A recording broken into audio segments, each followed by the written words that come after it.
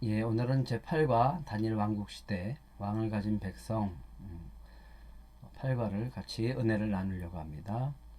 예, 먼저 우리가 사무엘상 12장 14절부터 15절까지 우리 한번 같이 읽겠습니다. 너희가 만일 여호와를 경외하여 그를 섬기며 그의 목소리를 듣고 여호와의 명령을 거역하지 아니하며 또 너희와 너희를 다스리는 왕이 너희의 하나님 여호와를 따르면 좋겠지만은 너희가 만일 여호와의 목소리를 듣지 아니하고 여호와의 명령을 거역하면 여호와의 손이 너희의 조상들을 치신 것 같이 너희를 치실 것이라. 아멘. 예. 지난 시간 우리가 사사기를 살펴봤습니다. 확인해 봅시다. 삼손과 이스라엘의 역사를 통해 우리들에게 주는 교훈이 있습니다. 먼저 죄악된 세상의 현실들과 깊게 관련 맺는 것은 하나님의 백성을 오염시킨다. 예. 그래서 우리는 죄와 완전히 분리되어야 된다 하는 겁니다. 예, 하나님이 내가 거룩하니 너희도 거룩하라 라고 말씀하셨기 때문에 늘 거룩을 향해서 달려가야 되는 거죠. 죄와 분리된 삶을 살아야 됩니다. 예, 하나님께 불순종하는 것은 결국은 나쁜 결과들을 낳게 되었다. 예, 하나님께서 이스라엘 백성들의 죄를 지음으로 말미암아 그들을 이방 주변에 있는 민족들에게 파셨습니다. 예, 그들로 인해서 고통을 당하고 기근이 찾아오고 그래서 힘들고 고통 속에서 하나님을 부르짖고 간구하게 되어지는 그래서 하나님이 사사를 통해서 구원하는 그런 역사가 반복되어지는 것을 우리가 살펴봤습니다. 우리는 우상과 부도덕성을 판단해야 됩니다. 판단의 기준은 늘 하나님의 말씀이었습니다. 하나님은 진정한 구원의 요청에 응답하신다. 예, 하나님은 이스라엘 백성이 부르짖을 때마다 사사를 세우셨고요. 그 사사를 통해서 이스라엘 백성을 그 죄에서 구원해내시고 그 고통 속에서 구원하시는 것을 보게 되어졌습니다. 하나님은 우리가 하나님께 삶을 돌리고 회개할 때 죄의 속박으로부터 우리를 구원하신다.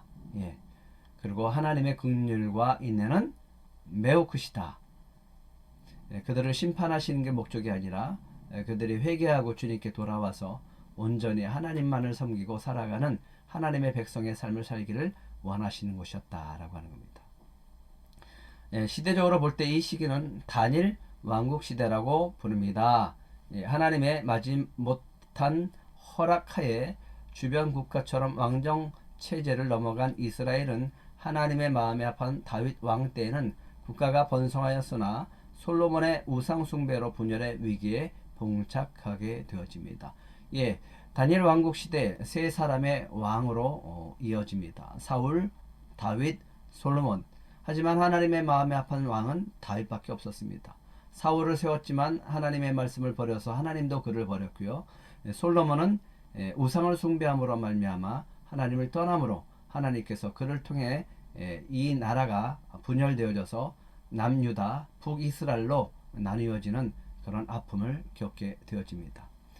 예, 이 시대에 우리가 빼놓을 수 없는 사람, 이 영적인 지도자 사무엘이죠. 왕정 시대에서 이제 신정 시대에서 왕정 시대로 전환하고 있을 때 그때 역할을 감당했었던 사람, 하나님의 마음을 가지고 이스라엘 백성들에게 이 왕정 체제에 대해서 말하고 그들을 영적으로 인도했던 사람, 그 사람은 바로 사무엘이었습니다. 사무엘은 엘리를 이어 대제사장이 된 인물이었고요. 성경적으로는 마지막 사사로 기록되어 있으며 초대왕이었던 사울과 다윗을 기름 부어 세웠던 사람이었습니다.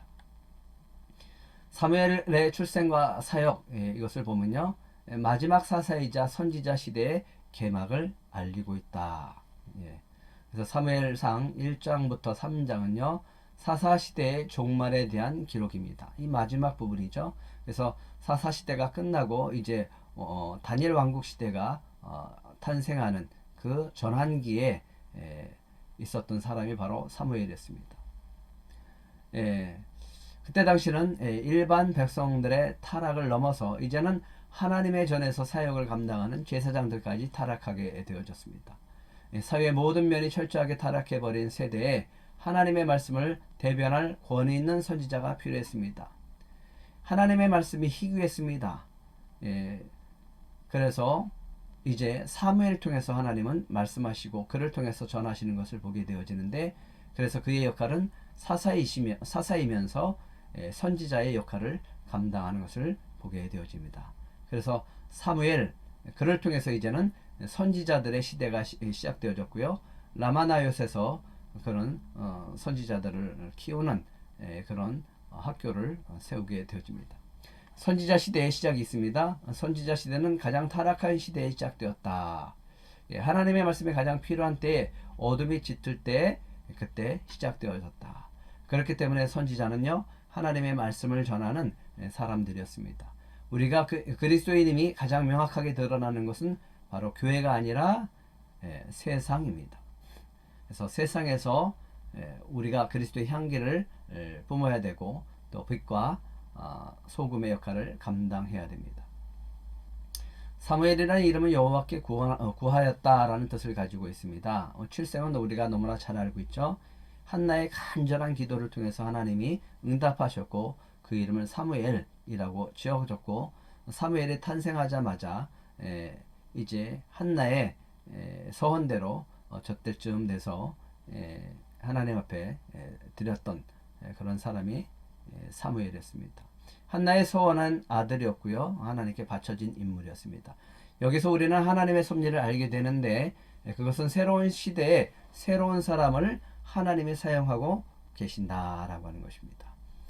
당시 제사장이란 하나님 앞에서 백성들의 죄를 중보하는 사람이었습니다. 백성들의 타락하고 죄가 관영한 사사시대에 이 제사장들을 통하여 그들의 죄가 사함을 받을 수 있었습니다. 그러나 이 제사장들의 타락은 이스라엘이 하나님으로부터 사함을 받을 수 있는 마지막 기회마저 상실케 하였습니다. 그러나 하나님의 자비하심은 이스라엘을 포기하신 것이 아니라 위대한 인물 사무엘을 통해서 구원 사역을 감당케 하셨습니다. 그런데요, 이 제사장들이 타락합니다.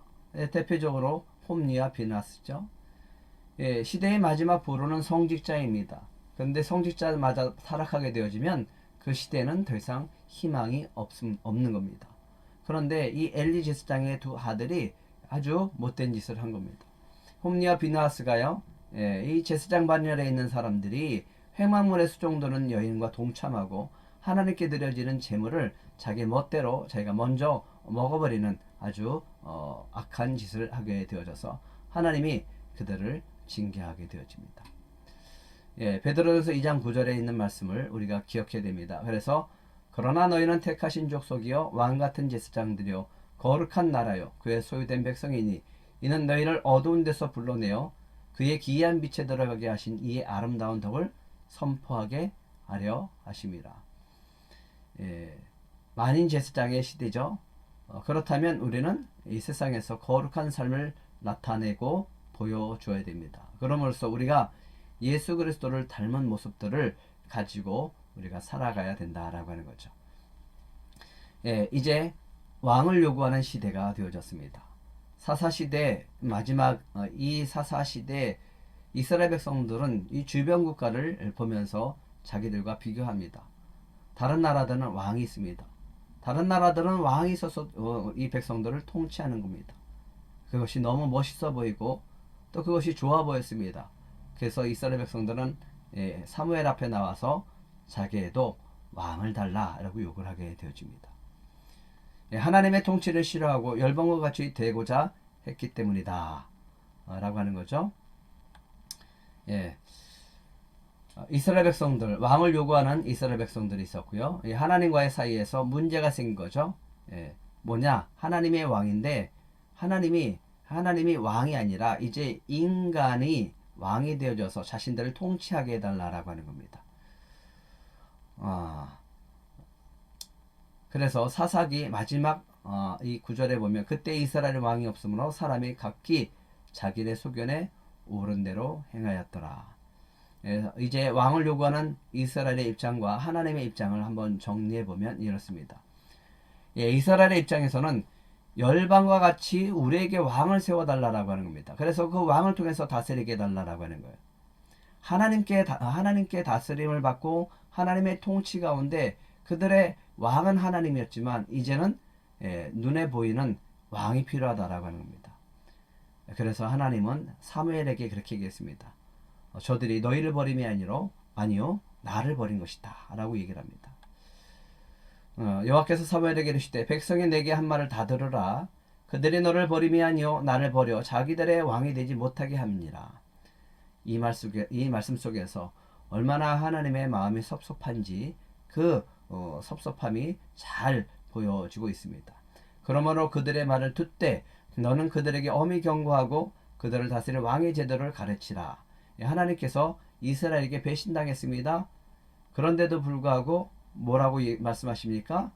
사무엘에게 얘기합니다. 그들의 말을 들어줘라. 듣되 왕의 제도를 이야기하고 그들에게 엄히 경고하라 라고 합니다. 하지만 이스라엘 백성들은 그래도 왕을 달라고 요구합니다. 그래서 세우는 사람, 그 초대 왕은 바로 사울이었습니다. 사울을 세울 때 하나님의 기준은 이스라엘 백성들이 요구하는 정말 외모도 왕 같은 사람을 뽑아 주셨다라고 하는 거죠. 외적인 훌륭한 조건에도 불구하고 하지만 사울은 불순종으로 버림받는 왕이 되어집니다. 왕국이 확립되어집니다. 사무엘로 하여금 베냐민 지파의 사울을 왕으로 뽑으셨고 그에게 기름 부어 세우게 되어집니다. 굉장히 외적인 면에서는요 준수한 소년이었으며 겸손한 사람이었습니다. 정말 왕으로 손색이 없는 그런 외모를 가지고 있고요. 거기에 겸손함도 갖췄던 사람이었습니다. 종교적인 면에서는 하나님의 신이 임하여 라마나요스에서 예언할 정도로 신실한 사람이었다. 이거는 한 부분이었죠. 그러나 이스라엘이 진정으로 필요로 하는 것은 준수한 외모나 종교성이 아니라 무엇이 필요합니까? 믿음을 가진 사람, 순종하는 사람, 하나님이 원하는 사람, 바로 믿음과 순종으로 하나님의 온전한 통치를 대언할 수 있고 대신할 수 있는 그런 대리자가 되어지는 겁니다. 다시 말하면 사울이 가지고 있는 좋은 조건들에도 불구하고 그는 하나님께 대한 불신과 불순종으로 버림을 받고 몰락하게 되어집니다. 사울이 몰락하게 만든 4가지 문제가 있습니다. 꼭 기억해 두시기 바랍니다. 첫 번째는요, 불신과 불순종입니다. 블레셋과의 전쟁에서 7일 기다리라고 하는 하나님의 명령을 어기고 끝까지 신뢰하지 못하고 제사장인 사무엘이 없는 상태에서 자기가 제사를 드리게 되어집니다. 믿음, 순종, 여기에 필요한 것이 있습니다. 끝까지 기다리는 겁니다. 주님의 말씀이 있을 때까지 끝까지 기다리는 겁니다. 그래요. 사울의 입장에서는 두려웠습니다. 백성들은 다 떠나고 사무엘은 오지 않았습니다. 그래도 하나님만 의지하고 하나님의 말씀을 붙잡고 끝까지 기다렸다면 하나님도 그를 쓰셨을 겁니다. 두 번째는요, 자의적인 신학입니다. 아주 중요한 겁니다. 하나님의 명을 어기고 아말렉을 진멸하지 않았습니다. 이유가 하나님께 제사하려고 할지라도 이것은 자의적 신앙이다. 아말렉을 다 진멸하라고 했습니다. 그런데 아각을 살려두어줬고 또 좋은 것은 놔뒀습니다. 왜 놔뒀냐고, 왜 살려둔다고 그렇게 얘기하니까 사무엘에게 이렇게 얘기합니다. 좋은 것을 구별해서 하나님께 드리려고 했다라고 하는 겁니다. 그거는 사울의 입장에서 생각하는 겁니다. 근데 하나님은 하나님의 말씀을 온전히 지키는 것을 순종이라고 합니다. 자기 멋대로 생각하고 자기 마음대로 생각하는 것, 그거는 하나님의 입장에서는 불순종입니다. 그래서 말씀하십니다. 순종이 제사보다 낫고 듣는 것이 순양의 기름보다 낫다. 이거는 네 마음대로 하나님을 섬기는 것이 아니라, 네 마음대로 하나님의 말씀을 따르는 것이 아니라 하나님의 말씀대로 온전하게 따르라고 하는 겁니다. 자기 방식으로 하는 게 아니라 하나님의 방식으로, 자기 때에 결정하는 것이 아니라 하나님의 때에, 그리고 자기 생각이 아니라 하나님의 말씀을 철저하게 지키면서 내 생각을 버리는 거죠. 내 뜻을 버리고 온전히 하나님의 뜻과 하나님의 생각과 하나님의 방법으로 믿는 것, 그 말씀에 순종하는 것, 이것이 진짜 믿음의 사람이고 순종의 사람인 겁니다. 하나님은 그걸 원하는 겁니다. 아무리 자기가 좋은 것으로 하나님께 드리려고 구별했다라고 할지라도 그것은 불순종한 겁니다. 질투로 인해서 하나님의 섭리에 반항을 하게 됩니다. 골리앗을 죽이고 돌아온 다윗, 그것은 지혜롭게 행했죠. 다윗은 지혜롭게 행합니다. 어딜 가든지 인기가 있었어요. 백성들에게도 인기가 있었고 신하들도 인기가 있었습니다. 그 지혜롭게 행동했기 때문에 그렇습니다. 그래서 승리하고 돌아온 다윗을 보면서 사울은 천천히요, 다윗은 만만이다 라고 하는 이 소리를 사울이 듣고 그때부터 화가 나서 이 다윗을 죽이려고 합니다. 질투했어요. 시기했습니다. 그리고 자신의 왕의 자리를 집착하게 되어집니다. 그래서 결국은 다윗을 죽이려고 하는 것이었습니다. 형식적인 신앙, 블레셋 군대를 보고 두려워하여 신접한 여인을 찾습니다. 이 블레셋이 쳐들어왔어요. 이제 전쟁을 해야 되는 상황입니다. 어떻게 되는지 몰랐습니다. 사무엘은 죽고 없었습니다. 물어볼 데가 없었습니다. 그렇다면 하나님께 간절히 찾고 또 찾고 부르짖고 그래서 하나님의 뜻을 구해야 되는데 하나님이 침묵을 해버리니까 그는 신접한 여인을 찾아가서 묻습니다. 이것이 네 가지가 결국은 버림받는 왕의 모습이었습니다. 순종과 제사 중 어느 쪽인가? 순종이죠. 하나님의 뜻대로 사는 것, 이것이 전적인 순종의 삶입니다. 내 방법과 내 뜻으로 하나님을 섬기는 게 아니라 하나님의 말씀대로 하나님의 방법대로 하나님을 섬기는 것입니다. 여기 보면요, 문제는 얼마나 열심히 사느냐 하는 것이 아니라 하나님의 뜻대로 사는 것이다. 우리도 신앙생활 할 때 마찬가지죠. 자기 열심으로 자기 방법대로 하나님을 향한 열심을 냅니다. 그러다가 사람들에게 인정을 받지 못하거나 하나님께 또 책망을 들을 때 그는 결국은 자신의 온전한 순종이 아니었음을 깨닫게 되어집니다. 마치 가인처럼 신앙생활하는 사람, 절대로 하나님을 기뻐하지 않습니다. 사울처럼 신앙생활하는 사람, 하나님은 기뻐하지 않습니다.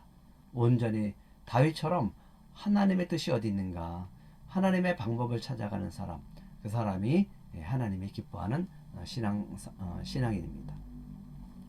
다윗, 약점이 있음에도 불구하고 영적인 부분과 정치적인 부분에서 가장 균형 잡힌 왕이다. 다윗을 지칭할 때 하나님의 마음에 합한 왕이다 이렇게 얘기를 합니다.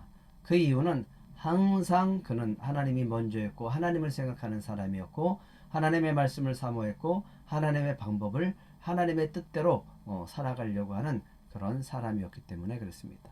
그의 마음에 늘 자기가 아니라 하나님이 있었습니다. 다윗은 왕이었습니다. 그럼에도 불구하고 그의 왕은, 진정한 왕은 하나님이었습니다. 그래서 하나님이 다윗을 기뻐했던 겁니다.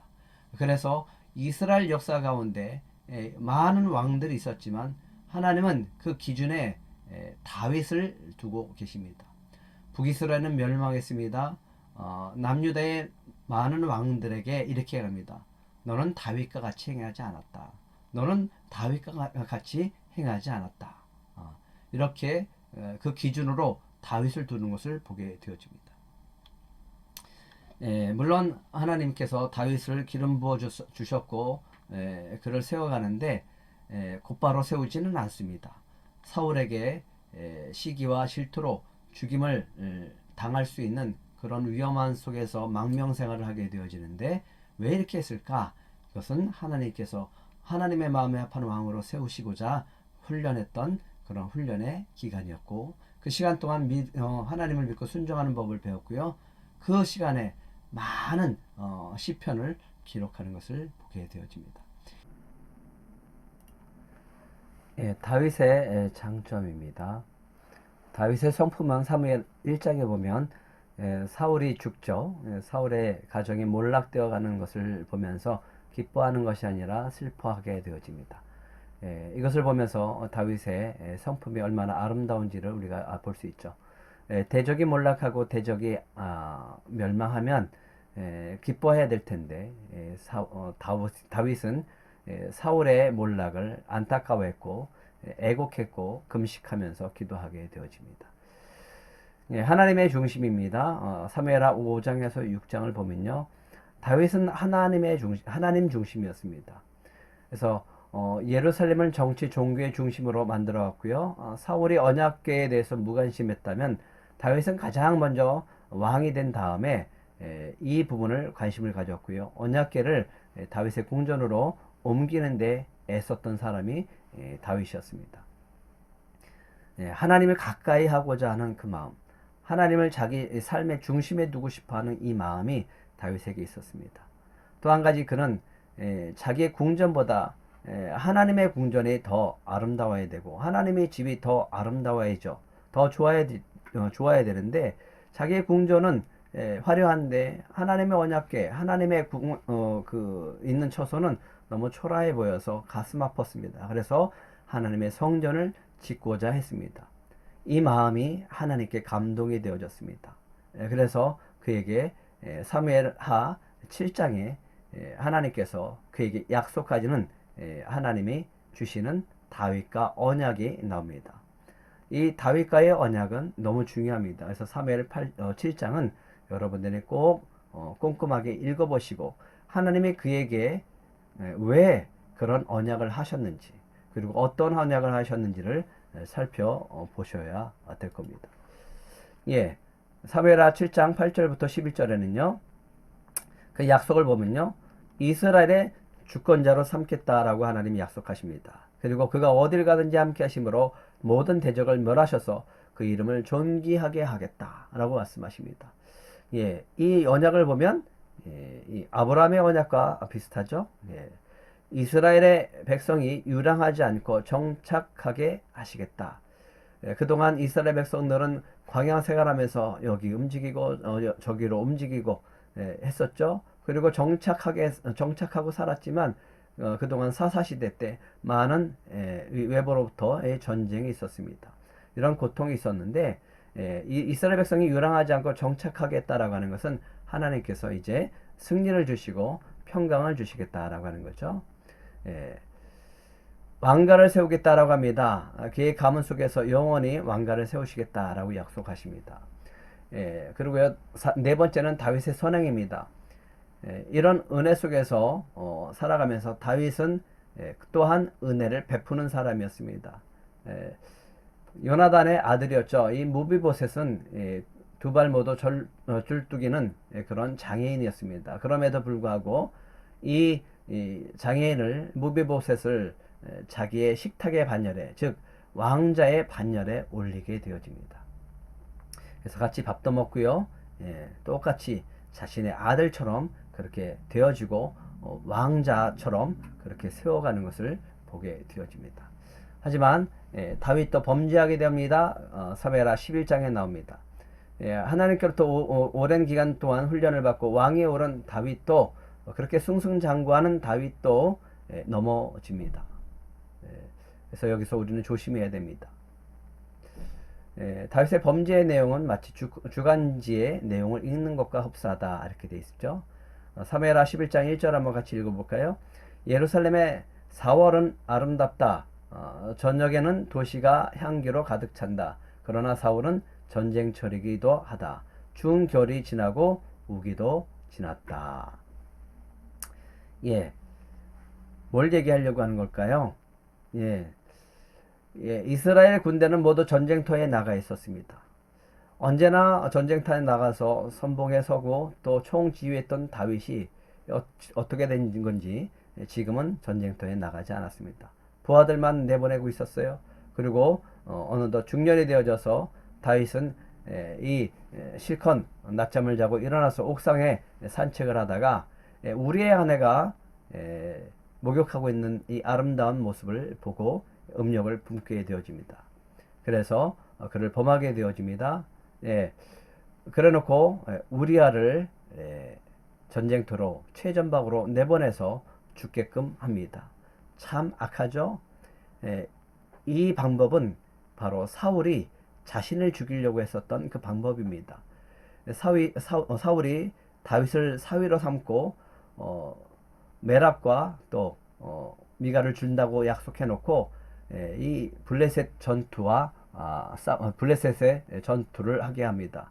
그래서 그곳에서 포피를 배우라고 하고 그 전쟁 속에서 죽임 당했으면 하는 바람에서 보냈죠. 근데 다윗은 살아왔어요. 하지만 다윗이 최전방으로 보냈던 우리아는 결국은 죽임을 당하게 되어집니다. 왜 보냈어요? 밧세바를 빼앗기 위해서입니다. 그가 범한 죄는 많습니다. 6계명 살인하지 말라 살인했습니다. 간음하지 말라 간음했습니다. 내 이웃에 대하여 거짓 증거하지 말라 거짓 증거했습니다.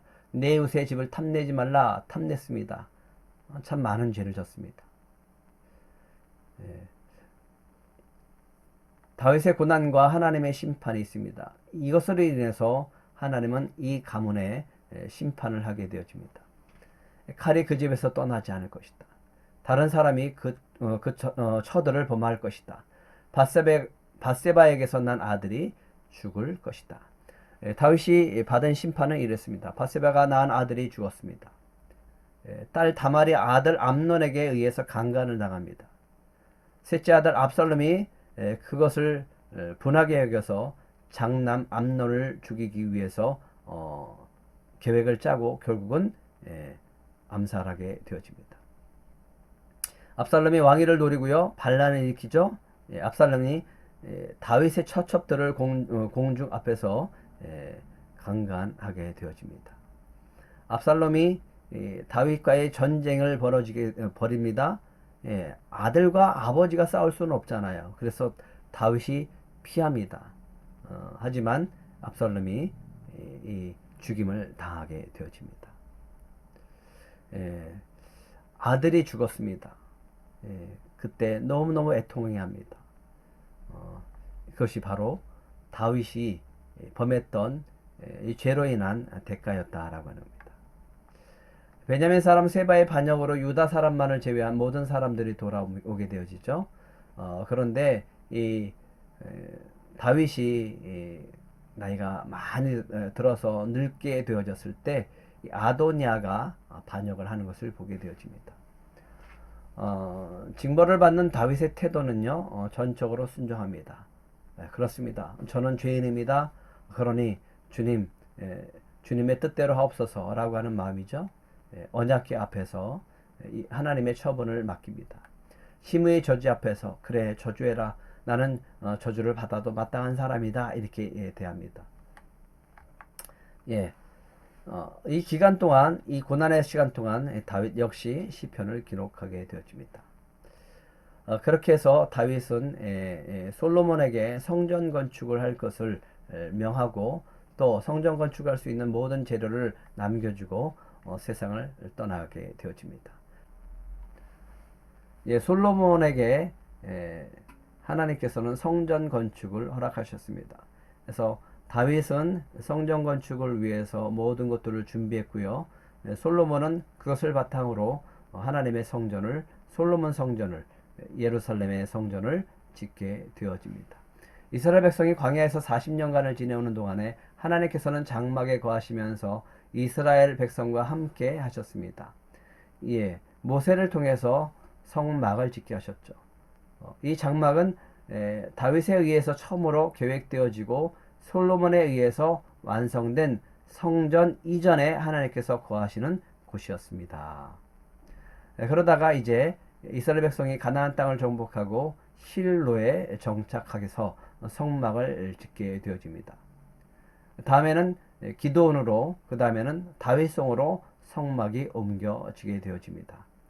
하나님을 섬기는 데 있어서 특심했던 다윗은 자신의 궁전보다 하나님의 언약궤가 휘장 가운데 있는 것을 아주 안타깝게 생각하고 부끄럽게 생각하고 어떻게 하면 자신의 궁전보다 더 좋은 성전을 지을 수 있을까를 고민하다가 하나님께 그 마음을 전했지만 하나님은 그 마음만 받으시고 솔로몬에 의해서 성전 건축이 이루어지게 되어집니다.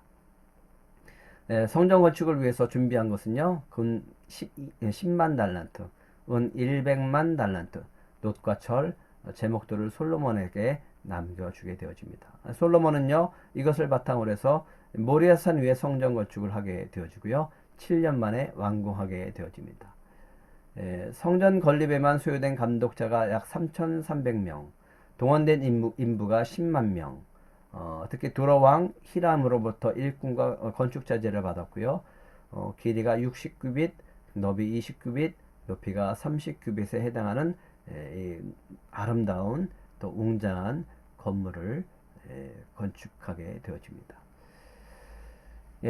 여러 가지 이 성전에 들어가는 기구나 또 여러 가지가 있는데 이것들은 여러분들이 한번 읽어보시면 좋을 것 같습니다. 솔로몬의 성전의 구조가 있고요. 성전 기구들에 대해서 있는데 여러분들이 여기서 성막에 있는 모세가 지었던 성소의 성막 그것과 솔로몬의 성전에 지어졌던 구조와 이 성전 기구들을 좀 비교해서 보시면 좋을 것 같습니다. 역시 성전에도 지성소가 있었고요. 금으로 장식된 백향목 제단이 있었고 지성소 안으로 들어가면 금으로 장식된 두 개의 감람목으로 만든 거대한 그룹이 있었습니다. 그들의 높이와 펼친 두 날개의 길이는 모두 10규빗, 날개와 양쪽 벽에 닿아 있었고요. 언약궤는 그 두 그룹 사이에 있었습니다.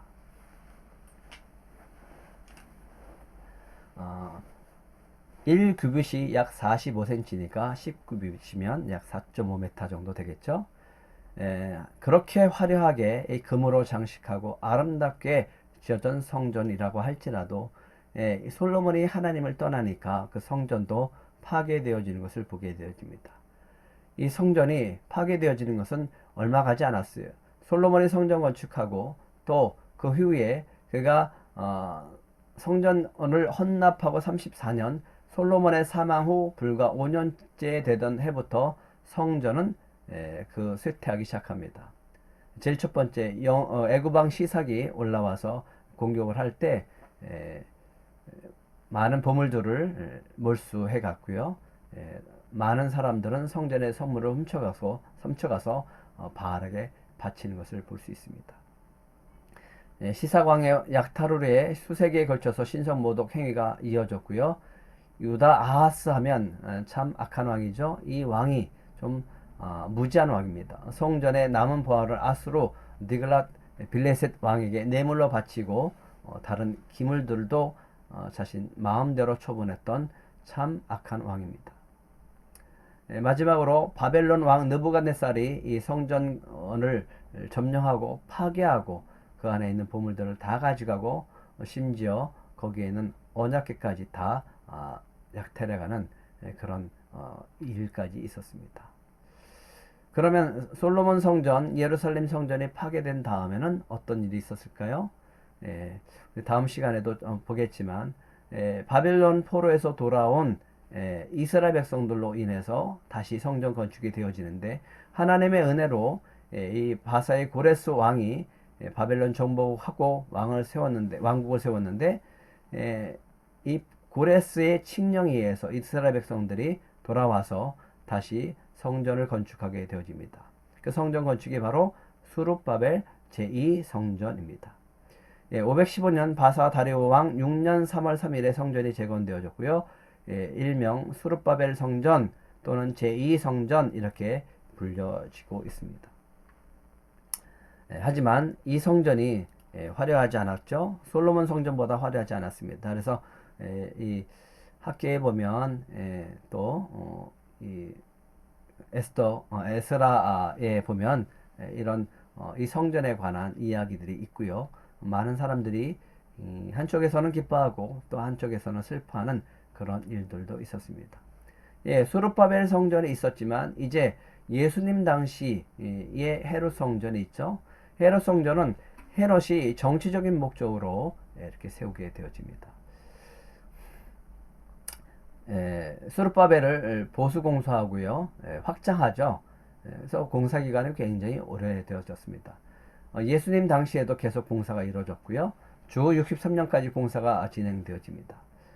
헤롯 성전은 하나님의 명령이 아니라 헤롯 정치적인 목적에 의해서 시작되어졌습니다. 하나님의 임재하심보다 건축물의 장엄함과 우수함에 중점을 두었습니다.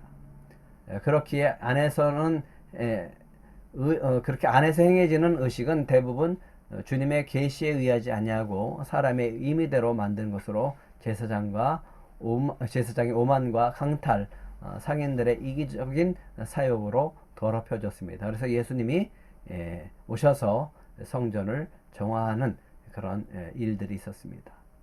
헤롯 성전의 증축 공사는요, 예수님의 승천 후에 약 30년간이나 계속되었고요. 거의 완공될 무렵에 로마의 장군 티도에 의해서 완전히 소멸되어집니다. 여기서 우리가 아주 중요한 성경 구절 하나를 가지고 교훈을 얻어야 됩니다. 신명기 8장 11절부터 11절의 말씀입니다. 12절과 13절 우리가 12절부터 14절까지 한번 읽어볼까요? 내가 먹어서 배부르고 아름다운 집을 짓고 거주하게 되며 또 내 소와 양이 번성하며 내 은금이 증식되며 내 소유가 다 풍부하게 될 때 내 마음이 교만하여 내 하나님 여호와를 잊어버릴까 염려하느라. 하나님의 염려가 뭡니까? 너희들이 은금이 풍부해서 잘 먹고 잘 살고 풍족하게 살아갈 때 혹시나 교만해져서 나를 잊어버릴까 염려가 된다.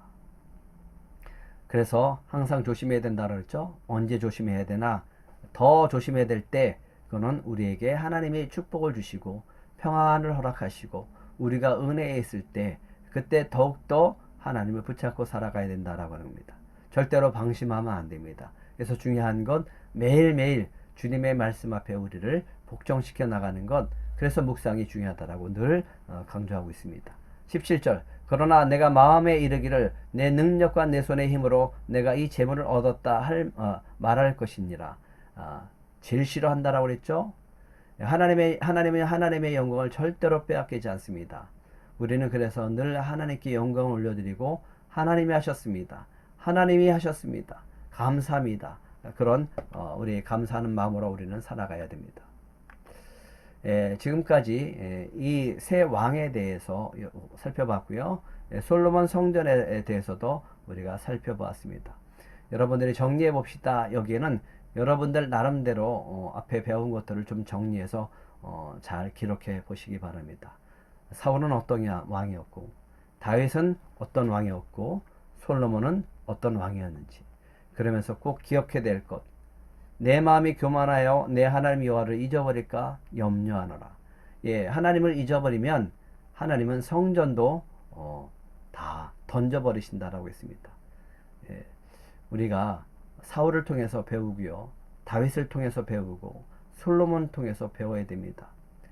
늘 하나님을 향하고 우리의 마음이 주께 있어야 되고 우리의 마음에 늘 주님을 향해 있어야 됩니다. 그러기 위해서는 주야로 주의 말씀을 묵상하고 살아가야 됩니다. 절대로 교만하면 안 되고 늘 주님의 말씀 앞에서 겸손한 삶을 살아서 늘 주님의 은혜 속에서 살아가는 저와 여러분들이 되시기를 축복합니다. 감사합니다.